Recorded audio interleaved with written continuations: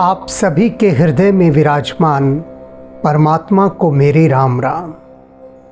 कल मुनि वशिष्ठ जी ने प्रभु श्री राम के लिए सिंहासन मंगवाया, और सिंहासन भी कैसा, दिव्य सिंहासन, सूर्य के समान तेजस्वी सिंहासन। ऐसा सिंहासन जिसके विषय में हम केवल सोच सकते हैं और सोचकर असफल हो सकते हैं, क्योंकि हमारी सोच भी वहाँ पर सफल नहीं हो पाएगी। जो भी वस्तुएं दिव्य होती हैं उन्हें सोच पाना सोच की सोच से भी बाहर की चीज़ होती है। अब प्रभु श्री राम सभी ब्राह्मणों को नमस्कार करके उस दिव्य सिंहासन पर विराजमान हुए।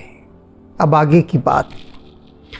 जनक सुता समेत रघुराई, पेख प्रहर्षे मुनि समुदाय।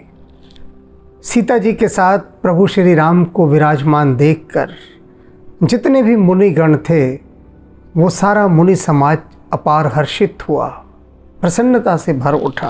वेद मंत्र तब द्विजन उच्चारे, और तब जो द्विज थे उन्होंने वैदिक मंत्रों का उच्चारण किया।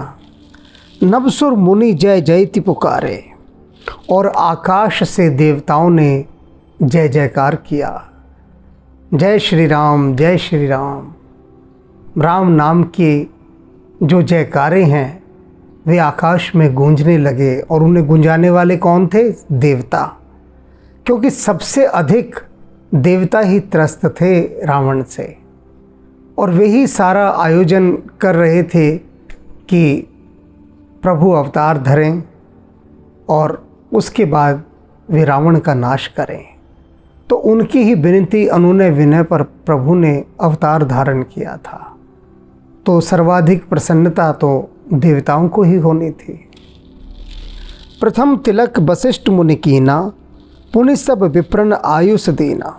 सबसे पहले जो तिलक करना बनता था वे जो उनके राजगुरु, जो राम जी के गुरु और उनके पूरे रघुवंश के नेतृत्व करता वशिष्ठ जी, उनका ही बनता है। तो उन्होंने सबसे पहले राम जी का राज तिलक किया, और अन्य जितने भी ब्राह्मण मुनि इत्यादि पधारे हुए थे उन सबको आज्ञा दी कि अब सब आप भी आगे आकर राम जी का तिलक कीजिए। सुत बिलोक हर्षी महतारी, बार बार आरती उतारे। अब जो माताएं थी राम जी की, उनकी स्थिति तो सबसे अलग है। बार बार आरती उतारी, वे बारंबार राम की आरती उतार रही हैं।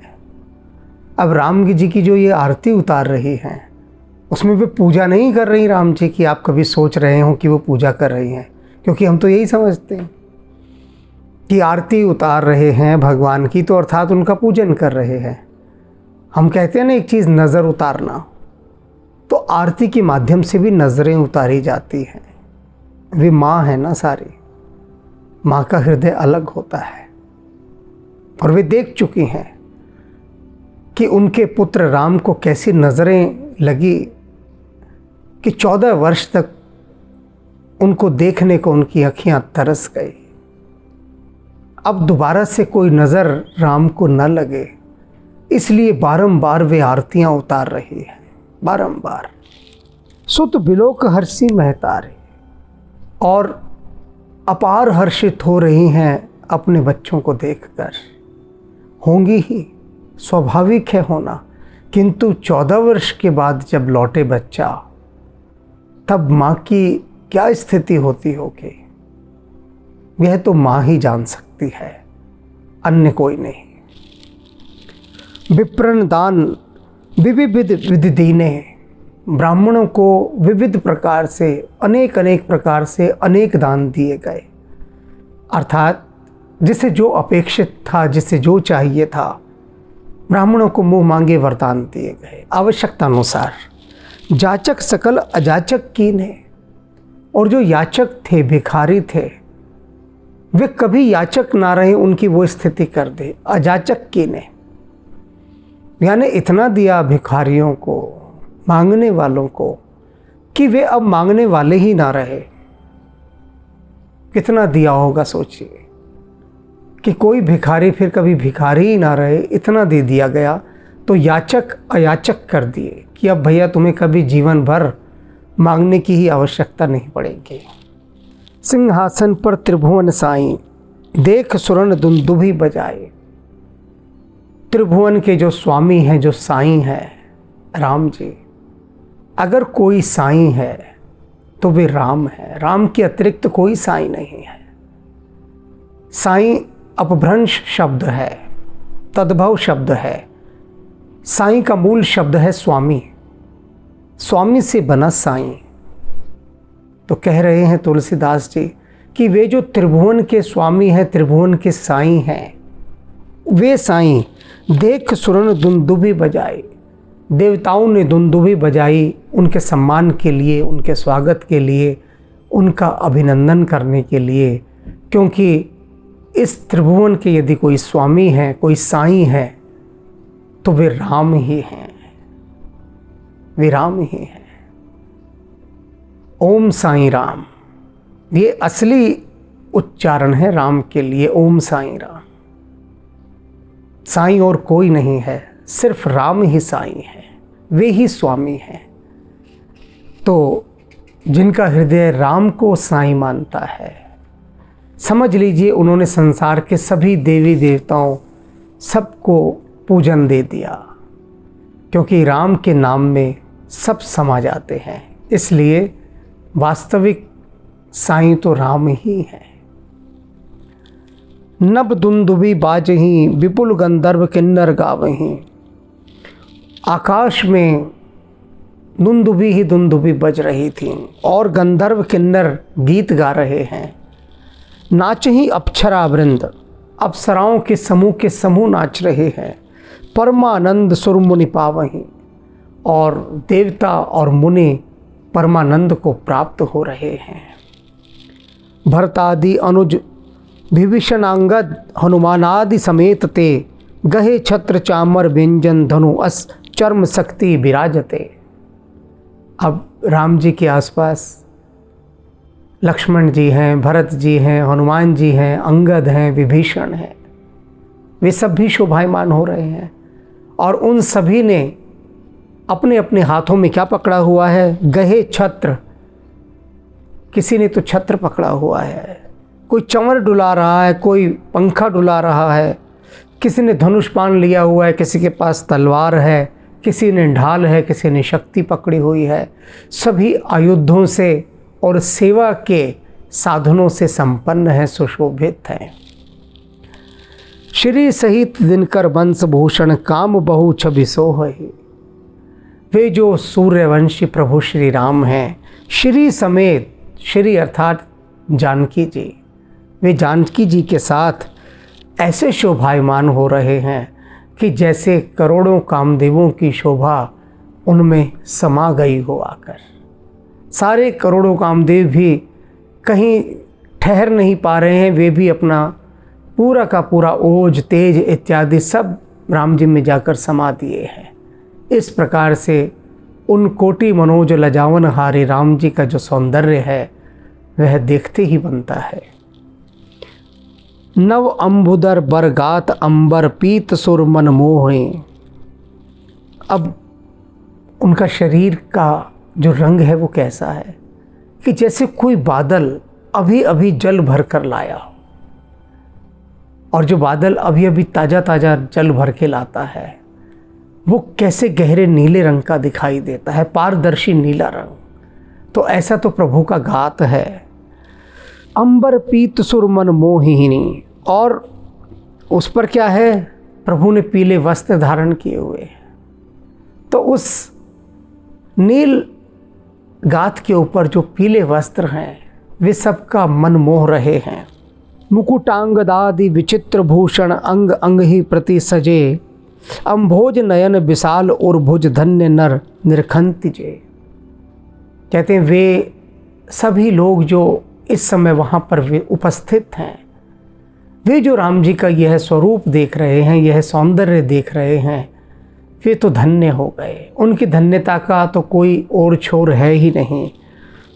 प्रभु ने मुकुट बाजूबंद इत्यादि आभूषण धारण किए हुए हैं, सजे हुए उनसे अम्बोज नयन और कमल के समान जिनके नयन हैं, विशाल और छाती चौड़ी है, भुज धन्य और भुजाएं विशाल हैं। धन्य नर निरखंती जे, वे नर धन्य हैं, वे लोग धन्य हैं जो प्रभु के ऐसे रूप का दर्शन कर रहे हैं। बर शोभा समाज सुख, कहत न बनई खगेश। अब कागभूषणी जी क्या कह रहे हैं कि सुनो पक्षी राज गरुण, हे खगेश सुनो। ये जो मैं राम जी का इतने सौंदर्य का वर्णन कर रहा हूँ ना, आसपास जो समाज जुटा है वो देख रहा है राम जी को। वह शोभा समाज, राम जी की वह शोभा और समाज का वह सुख, कहत न बनई खगेश, मुझसे कहते नहीं बन सकता। और इसीलिए आप देखिए यहाँ पर उस सौंदर्य के संबंध में कुछ अधिक नहीं कहा जा रहा है, कुछ भी अधिक नहीं कहा जा रहा है, कहा जा ही नहीं सकता है अधिक, क्योंकि ये सारा पारलौकिक है। कैसे उसको शब्दों में कहिएगा, कैसे, कोई उपाय नहीं। तो कागभूषणी जी ने भी हाथ खड़े कर दिए और कहा कि वो जो समाज वहाँ खड़ा सुख पा रहा है। अब आप ही सोचिए ना कि राम दरबार सजा हुआ है और राम दरबार में आप भी खड़े हैं। सोचिए, वैसे तो उपस्थित हैं ही आप इस समय, सोचने की भी आवश्यकता नहीं, तो उस सौंदर्य का वर्णन आप किसी दूसरे से कैसे करेंगे बताइए, खुद ही करके देखिए। और अगर करेंगे भी तो इधर उधर की दो चार सुंदरता की चीज़ों के साथ गठजोड़ मिलाकर कुछ कहे जाएंगे जो कि बहुत छोटा होगा, बहुत लघु होगा। वो उस राम दरबार के सौंदर्य के पासंग भी नहीं ठहरेगा। तो आप भी यही कह उठेंगे जैसे कागभूषणी जी ने गरुड़ से कहा, जैसे भगवान शिव पार्वती से कहते हैं, जैसे तुलसीदास जी हम सब से कहते हैं, कछु जाई न बरनी। ये इसका वर्णन हो ही नहीं सकता। सिर्फ ये अनुभूतियाँ हैं जो समाधि के तल पर जाकर अनुभव की जा सकती हैं। अभी आपने सुना आकाश में देवता पुष्प वर्षा कर रहे हैं, अप्सराएं नाच रही हैं, दुंदुभी बजा रहे हैं, स्तुतियाँ कर रहे हैं देवता। तो आप कहेंगे हमें तो अपने आसपास कोई दिखाई नहीं देता, ये कहाँ से आकाश से पुष्प वर्षा होती है, ये अप्सराएं कहाँ नाचती हैं आकाश में। इसलिए नहीं दिखाई देता क्योंकि अभी हमारा मन, हमारा हृदय, हमारी चेतना वो सब कुछ संसार को देखने में ही लगी हुई है। अभी उसकी दृष्टि संसार के देखने तक ही ठहरी हुई है। जब इन्हीं आँखों के आगे आप टेलीस्कोप लगा लेते हैं। अब एक छोटा सा प्रसंग सुनाता हूँ। हमारे पुत्र ने कहा कि मुझे टेलीस्कोप लेना है जब वह 10वीं कक्षा में था। टेलीस्कोप कोई सस्ती चीज़ नहीं है कि रामलीला में बाजे वाला घूम रहा है उससे दूरबीन ले ले। टेलीस्कोप बहुत महंगा होता है। अब हम विचार में पड़ गए क्या करें। तब सोचा कि भाई ये तो ऐसी मांग रख दी है बच्चे ने टेलीस्कोप की, कैसे पूरा किया जाए। तब हमारी अर्धांगिनी ने कहा कि देखिए इसने कोई आपसे मोटरसाइकिल तो नहीं मांगी है ना कोई और खिलौना मांगा है, एक वैज्ञानिक उपकरण मांगा है, क्योंकि उसकी इच्छा जो है अंतरिक्ष वैज्ञानिक बनने की है। तो ठीक है, प्रयास करके ले दीजिए। तो हमने उसे टेलीस्कोप ले दिया। अब टेलीस्कोप से एक दिन उसने हमसे कहा कि पिताजी आप देखिए इधर आके, ये शनि ग्रह और उसके वलय माने छल्ले, रिंग्स।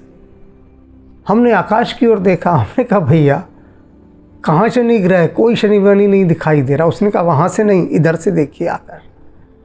और उसने टेलीस्कोप में कहा कि इस स्थान पर आप दृष्टि टिका दीजिए। हमने वहाँ टिकाई तो हम देखकर चकित रह गए कि शनि ग्रह के हमने दर्शन किए, नमस्कार किया, और वो जो छल्ले चारों तरफ दिखाई देते हैं वे भी दिखाई दे रहे थे। तो अब आप कहेंगे कि हमें अप्सराएं क्यों नहीं दिखाई देती? क्योंकि भैया वो टेलीस्कोप अभी नहीं है आपके पास। अगर वो टेलीस्कोप आ जाए ना तो वो अप्सराएं भी दिखाई देंगी, देवता भी पुष्प वर्षा करते दिखाई देंगे। अब इसका अर्थ समझिएगा, वरना होता क्या है, अनेक लोग टेलीस्कोप कंपनियों को फ़ोन कर देंगे कि जी आपके पास वो टेलीस्कोप है क्या जिससे अप्सराएं दिखाई देती हैं?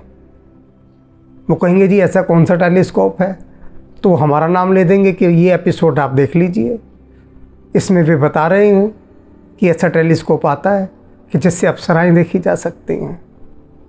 तो ये अंतर्मन में टेलीस्कोप जब एक्टिवेट हो जाता है, जब राम जी ही एक्टिवेट करते हैं, तब आपको दूसरा जगत भी दिखाई देने लगता है। अभी नहीं दिखाई देगा, अभी नहीं दिखाई देगा। ऐसा कोई भौतिक टेलीस्कोप है ही नहीं जो आपको उन देवताओं को दिखा सके, उन अप्सराओं को दिखा सके। यह तो सिर्फ दिव्य दृष्टि का टेलीस्कोप होता है। इसलिए ये जो सारा दृश्य है ये अलौकिक है।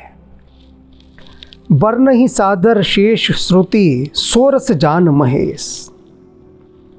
काकभूषणी जी कह रहे हैं, खगेश सुनो, इसका अगर कोई वर्णन कर भी सकता है ना तो कौन कर सकता है?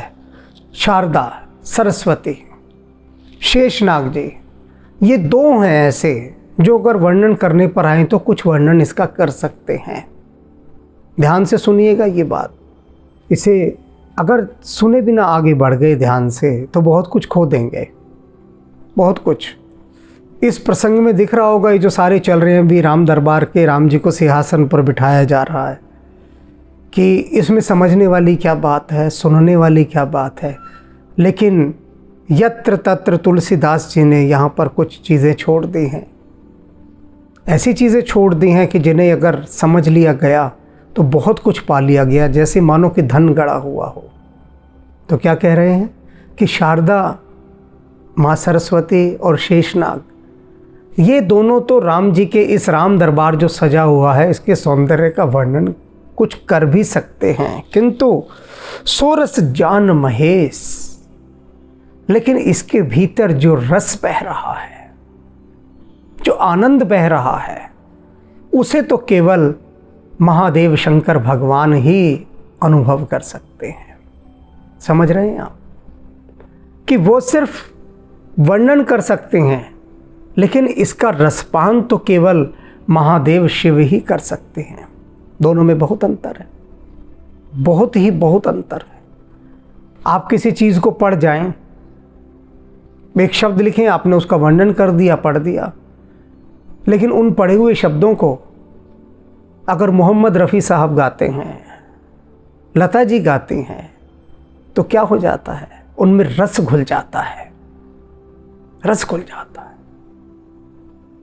तो ये जो रस है, ये जो आनंद है, कहते हैं राम रस तो केवल भगवान शिव ही पी सकते हैं। उन्होंने ही इस राम रस का स्वाद जाना है, और हनुमान जी तो शिव रूप हैं ही, तो हनुमान जी इसका रसास्वादन कर सकते हैं, या फिर भगवान शिव, अन्य कोई नहीं। तो अब मन की बहुत सारी गलत फहमियाँ निकाल दीजिए कि राम के रस में हम और आप डूब लेते हैं। हम जिसमें डूबते हैं ना, वो तो जैसे चांद की छाया जल में बन रही हो, मून रिफ्लेक्शन ऑन वाटर, बस ऐसा ही है। हम जिन राम का रस लेकर स्वयं को थोड़ा बहुत आनंदित समझते हैं, थोड़ा उछल कूद लेते हैं, नाच गा लेते हैं, मस्ती में आ जाते हैं, वे राम जी नहीं है, जान लीजिए। वह तो राम जी का प्रतिबिंब है। रामचंद्र जी जैसे आकाश में हो और उनका प्रतिबिंब झील में गिर रहा हो, तो हम तो झील वाले राम जी को देखते हैं। हम सब जो वास्तविक राम जी हैं वे तो हनुमान जी और भगवान शंकर की पहुंच में है, हमारी आपकी पहुंच में नहीं है। और यही वे दो माध्यम हैं जो वास्तविक राम जी तक पहुंचा सकते हैं। यही हैं गुरु गोविंद दियो बताए, जो बता सकते हैं कि ये हैं राम जी। ये जान लीजिए आप। तो देखा कितनी गहरी बात तुलसीदास जी यहाँ कह गए हैं। भिन्न भिन्न स्तुति कर गए सुर निज निज धाम। देवता जो आए थे अपने अपने तरीके से भिन्न भिन्न प्रकार की स्तुति करके अपने अपने धाम चले गए, अपने अपने लोक चले गए। बंदी वेश वेद तब आए जहाँ श्री राम। अब चारों वेद आते हैं रूप धरकर। किसका? भाट का। भाट कौन होते हैं? जो राजाओं की स्तुतियां करते हैं, बंदी जन। चारों वेद आए और उस स्थान पर आए जहां पर राम जी हैं। राम दरबार सजा हुआ है, सब लोग चले गए। अब चार जनों की एंट्री होती है, प्रवेश करते हैं 4 जने। लोग देख रहे हैं सारे कि अरे तो कोई भाट आए हैं। भाट चारण जो राजा की स्तुति करते थे, सब सामान्य हैं, नॉर्मल खड़े हैं। प्रभु सर्वज्ञ कीन अति आदर कृपा निधान। प्रभु तो सर्वज्ञ हैं, सब जानते हैं। देखते ही पहचान गए। तो चारों वेद हैं जो भाट का रूप धर के हमारे पास आए हैं। उन्होंने उनका बहुत आदर किया। सारा दरबार देखकर हैरान है कि भाट चारण, उनका भला कौन आदर करता है। राजा तो और अकड़ कर बैठ जाता है कि गाओ, हमारी शान में कसीदे पढ़ो, हम सुन रहे हैं। और यहाँ राम जी उनका आदर कर रहे हैं। ये तो राम जी जानते हैं ना कि जो भाट आए हैं, बंदी जन आए हैं, ये तो साक्षात चारों वेद आए हैं। लखऊ न काहू मरम, लखऊ न काहू मरम। कोई भी इस मर्म को जान नहीं पाया, देख नहीं पाया कोई भी। राम जी सर्वज्ञ हैं, वही पहचान पाए। अब जब सती सीता जी का रूप धर के राम जी के सामने आई थी, तब राम जी ही तो पहचान पाए थे, या लक्ष्मण जी। तो राम जी ने देखते ही पहचान लिया था। तो वे तो सर्वज्ञ हैं, जान गए कि चारों वेद हैं। और इस मर्म को सारी सभा में कोई नहीं जान पाया।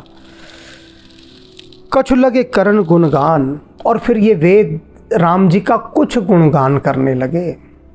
समझ लीजिए कि वेद भी राम जी का पूर्ण गुणगान नहीं कर सकते, वे भी कुछ कर रहे हैं। अब इतने सब पधार रहे हैं तो वेद भला कैसे पीछे रहते।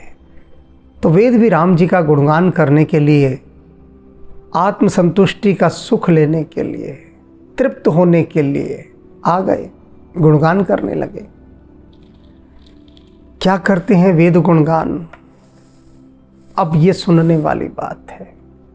अभी तक तो हमने सुना कि कोई गुणगान कर ही नहीं सकता, कोई वर्णन कर ही नहीं सकता।